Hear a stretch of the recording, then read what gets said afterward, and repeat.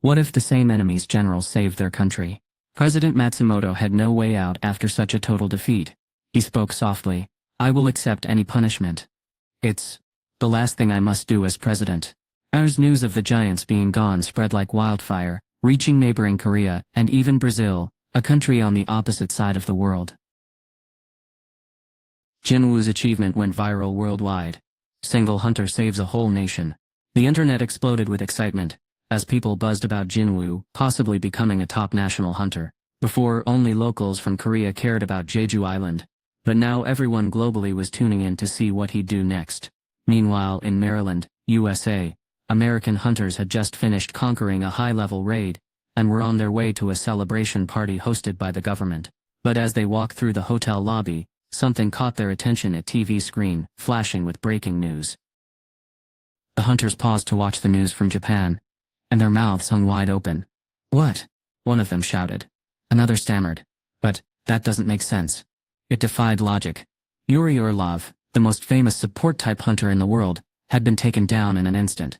The boss giant's movements were caught on camera during the attack.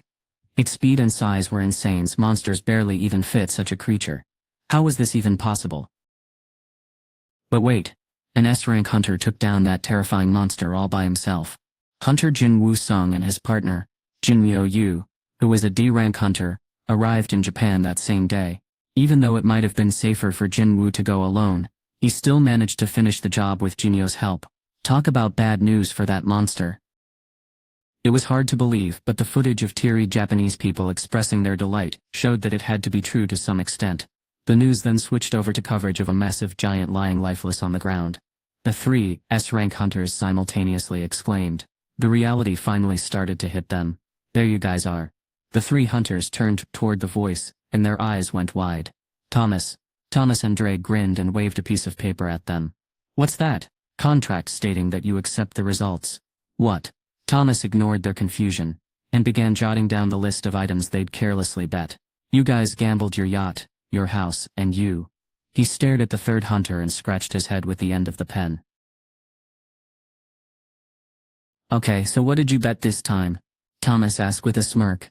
The man gulped and said quickly, I didn't bet anything. Thomas raised an eyebrow. Oh, come on. That's a really cool tie you've got there. The man shook his head. No, I swear. Thomas pushed his sunglasses down and gave the guy a look that left him stunned.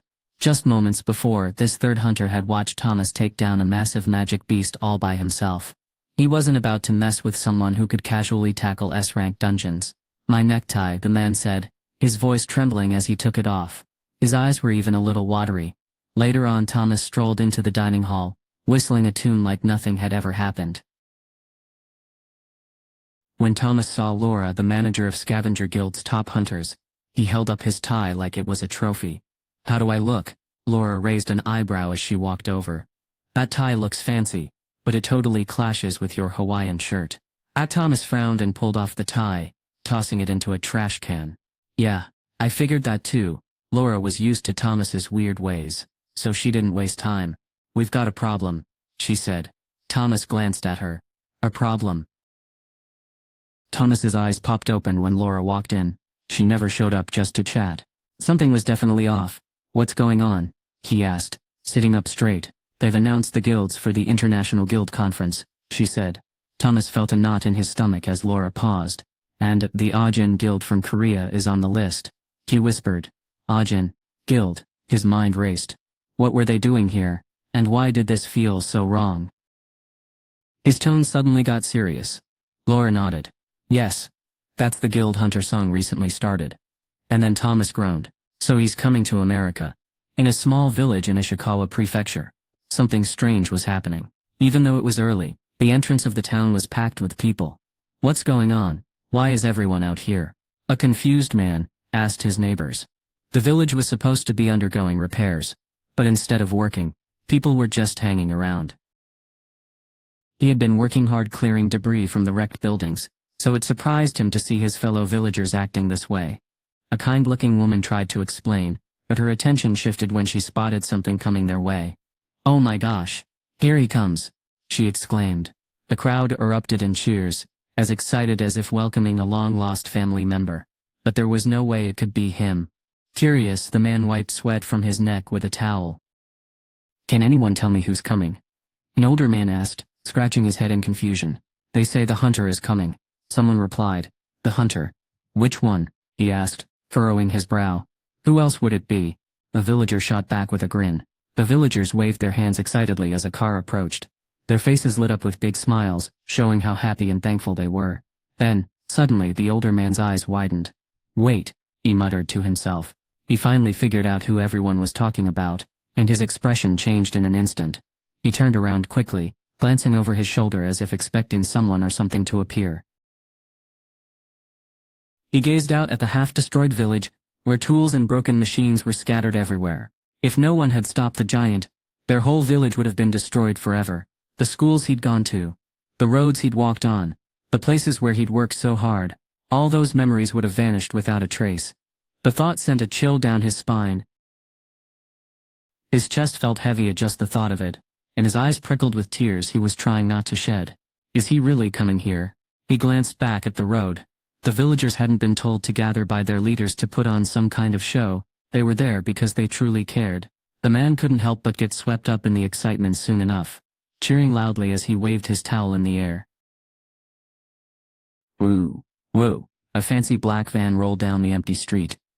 Even though it was brand new, thick layers of dirt made it look way older, like at least 10 years old. On the license plate, you could barely make out the stamped words, Hunters Association of Japan. The rough shape the van was in told a story of some epic battles, and that sight stirred the villagers' curiosity even more. Some people were so overcome with emotion that they cried. Before long the van rolled to a gentle stop. Suddenly voices burst out in cheers. Yala and Mr. Hunter rang through the air. Jin-Woo, cool as ever in his shades, hopped out from behind the wheel, and the villagers went wild, cheering him on. He waved to each and every one of them with a big smile. A staff member from the Hunters Association of Japan was there waiting. He pushed through the crowd to reach Jin-Woo, breathing heavily. Finally he managed to ask, "Are you Hunter Jin-Woo-sung?"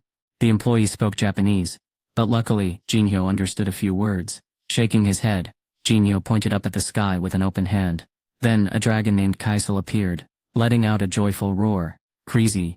The villagers, already frightened from living in fear of giants, shook with terror. But Kaisel just circled above them without causing harm.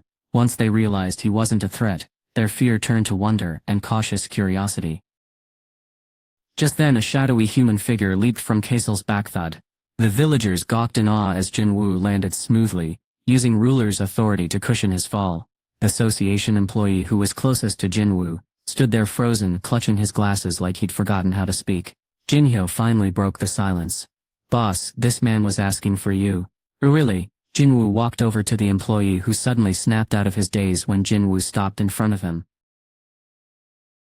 He knew he had to stay calm in front of this super important hunter. He bowed respectfully, trying hard not to get nervous. "Nice to meet you, Hunter-sung," he said.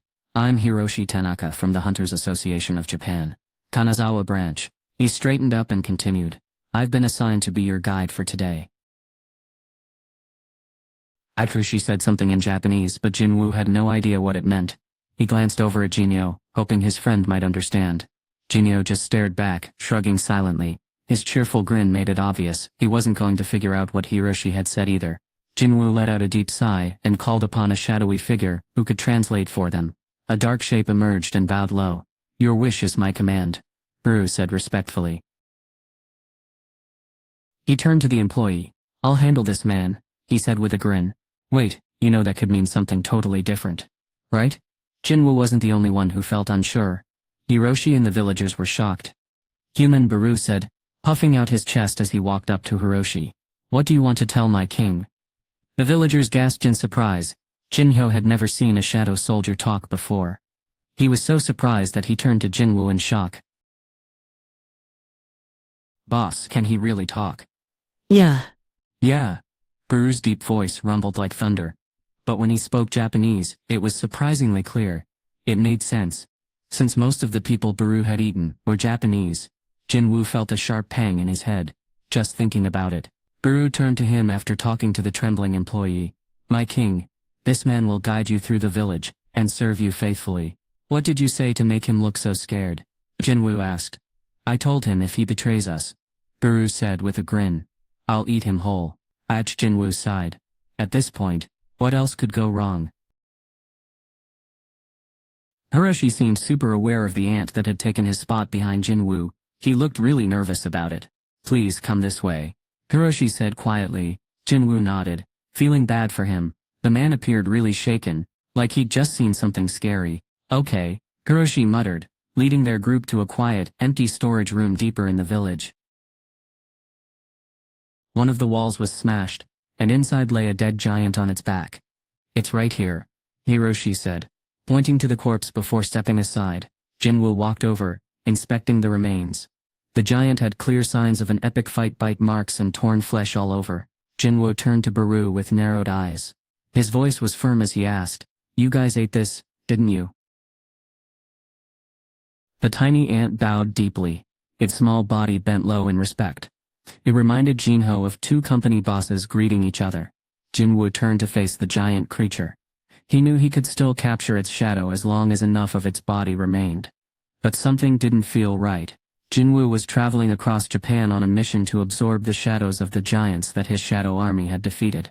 These shadows were important for building his power, but this time he couldn't shake the feeling that things weren't quite as they should be. Jin-Woo figured out which of his units had fought which giant by looking at what was left behind. The other remains from the ant army were all in similar shape, completely destroyed. Jin-Woo let out a deep sigh as he stared at one magic beast that looked like it had been eaten alive, its body torn apart with bits of armor scattered around. Jin-Woo rolled up his sleeves and stretched out his hand to the giant. In a serious voice he said, "Arise."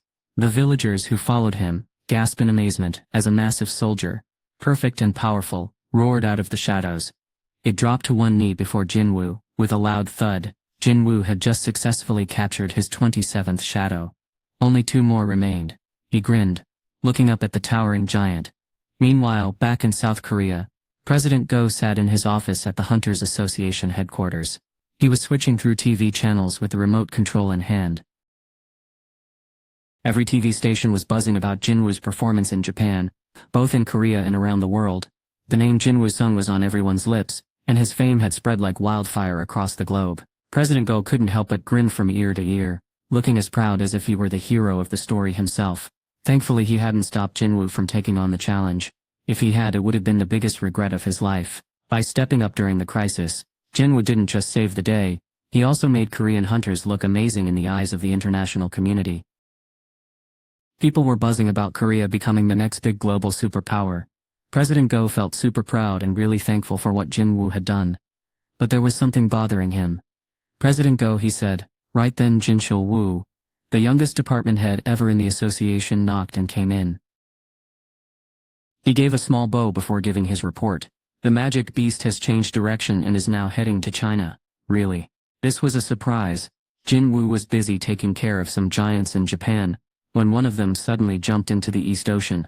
At first it seemed like the beast was going toward the Pacific, but then something strange happened. It turned toward China instead. "How is China handling this?" "Jin-Gul is stepping in to take care of it personally," came the reply. President Go leaned back on the couch, looking calm and collected. "There shouldn't be a problem," Chugong said calmly. As one of the top 5 hunters in the world, he could handle this giant monster before it even stepped into China. That's a relief, especially since Jin-Woo isn't here right now.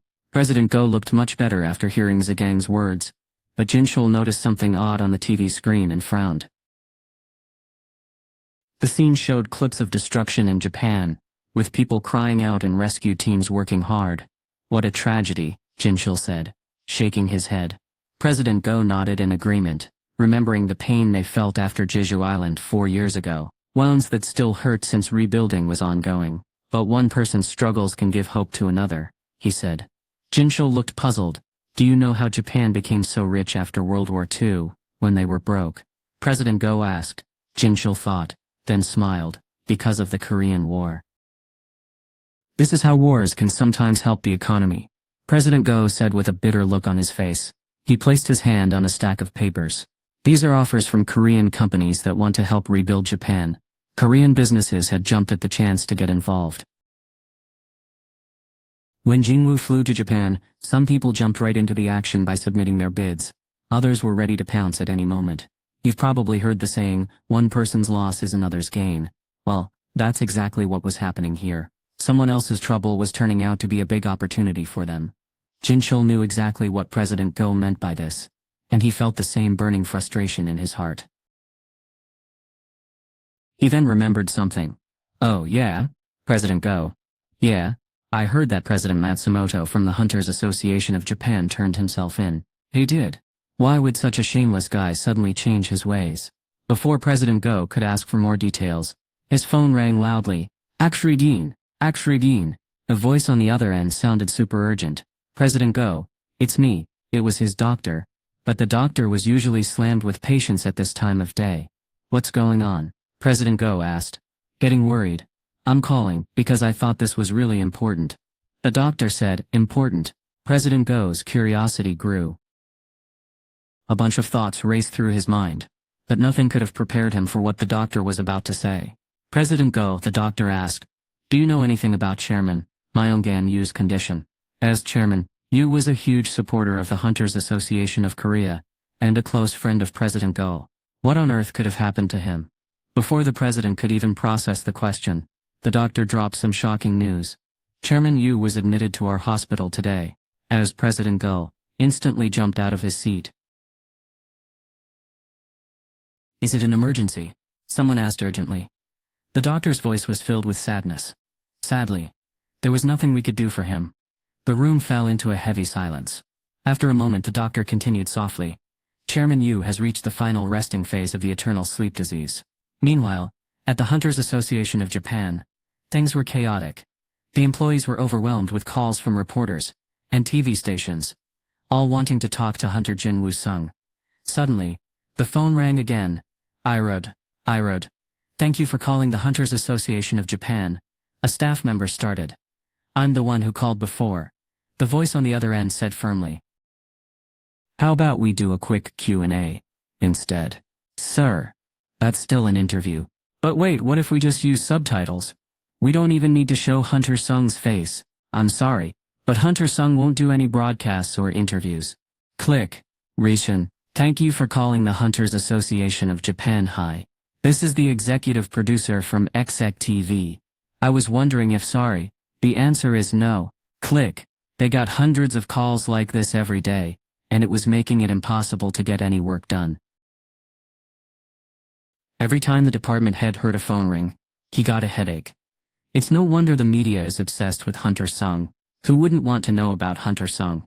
The guy who basically saved Japan when almost half the country was destroyed. He was also super curious about Jin-Woo, what kind of person he was and what he might say. But that's a story for another time. Hunter Sung had clearly stated he didn't want any interviews. As an employee of the Hunters Association of Japan, the department head's job was to politely turn down every media request, because that's what Hunter wanted. The manager couldn't let down the hero who had saved their country. With a firm nod, they agreed. Just then, one of the new employees walked up to him, looking nervous. Excuse me, sir. He started. The manager waved him off before he could finish. Tell them no. He didn't even need to hear the rest. The guy was probably getting yelled at by some big shot from a TV station or newspaper, and wanted his boss to step in. That's not it, sir. The new hire said quickly, shaking his head.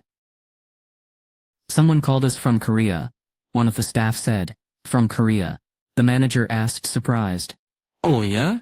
He said his name was Gun Hee-go, and that he needed to speak with whoever's in charge. The manager started worrying. Gun Hee-go, you said? Yes, sir. There couldn't be another person named Gun Hee-go in the Hunters Association. Everyone knew that Jin-Woo had teamed up with the Hunters Association of Korea. It was President Go who announced that Jin-Woo planned to help Japan. The manager rushed to his desk, shouting urgently, "Connect the call. Right now," he ordered. "Got it," came the quick reply. The manager picked up the phone, still a bit unsure. But then he heard President Go speaking fluent Japanese on the other end, and he froze in surprise. Jin-Woo watched it over and over, and no matter how many times he saw it, he couldn't get enough. Yes, understood," he said, but his attention was clearly elsewhere. "I'll contact him right away," he added. though it sounded like an afterthought. Then, he couldn't help but blurt out in awe. Wow! The sight on the screen left him breathless. Every single time, a massive black creature emerging from a giant's lifeless body, then kneeling and swearing loyalty to Jin-Woo. It felt like something straight out of an epic movie. It got Jin-Woo every time. "You're so awesome, boss."